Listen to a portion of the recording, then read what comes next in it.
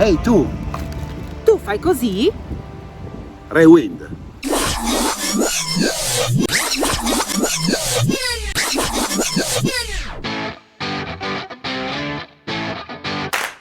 Benvenuti. Benvenuti ragazzi, come avete intuito dall'introduzione di questo video, oggi vogliamo parlare di una cosa un po' diversa dal solito. Sì. È un problema che riscontriamo nei viaggi. Noi viaggiatori forse ce ne accorgiamo un po' più di altri, perché girando, giro in giro. Vediamo cosa succede. Esatto, quindi vogliamo parlare del problema spazzatura, come avete intuito, e anche di un nuovo progetto che è appena nato e del quale facciamo parte con orgoglio.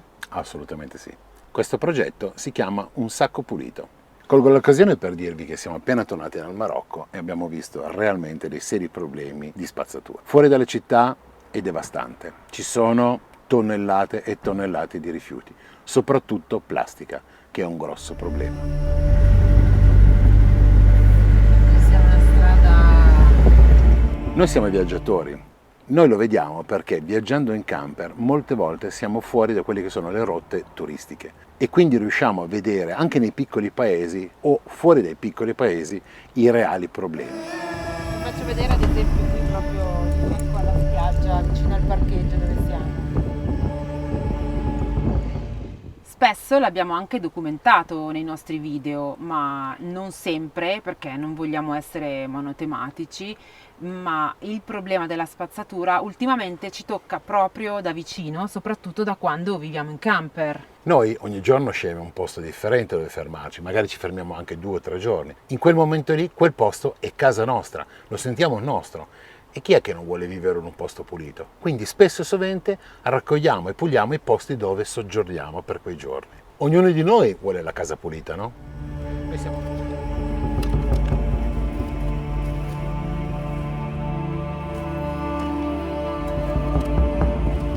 Noi siamo nomadi e quindi ogni posto per noi è casa. Quando noi vediamo questa plastica nei posti dove ci fermiamo, ci soffermiamo anche a pensare a dove va a finire, perché non è che rimane solo lì e non è solo un problema visivo, non ci piace la nostra casa sporca in quel momento. Noi pensiamo anche poi a dove va a finire questa plastica e questi rifiuti.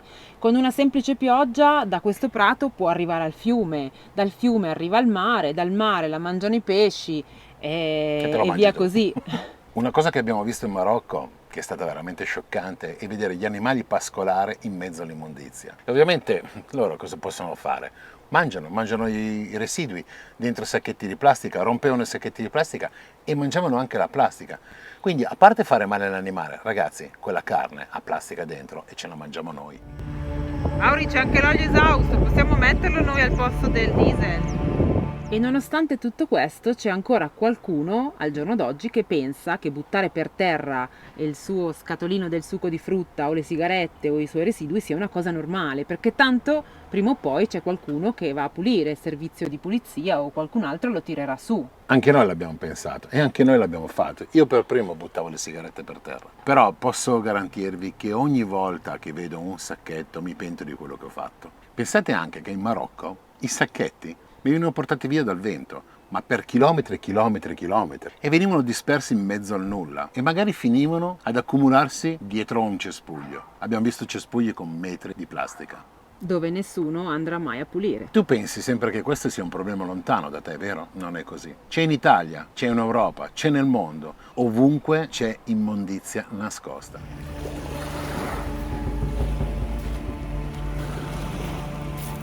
E poi quando sale un po' la marea, cosa succede?